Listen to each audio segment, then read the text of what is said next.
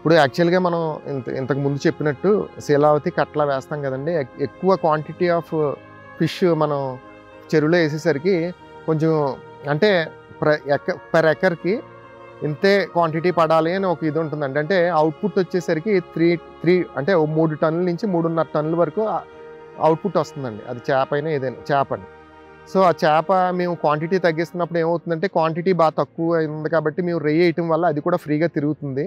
ఫ్రీగా అంటే రెయ్యి కూడా ఏయటం వల్ల ఇప్పుడు లాస్ట్‌లో అవుట్‌పుట్ తీసేటప్పుడు ఒక్కొక్కసారి చేప కూడా రేట్ దొరకట్లేదండి. దొరక్క ఏదో రకంగా సర్వైవ్ అవుతాము. అదే షింపు కొంచెం అది 1 మంత్, 2 మంత్స్ ఆగిందనుకోండి ఏదో కౌంట్ వస్తుందండి. స్లోగా వలలు పెట్టి స్లోగా లాగుతాము. లాగిన తర్వాత దీని మీద కూడా ఆదాయం వస్తుంది. అదేవిధంగా చేప మీద కూడా ఆదాయం వస్తుంది.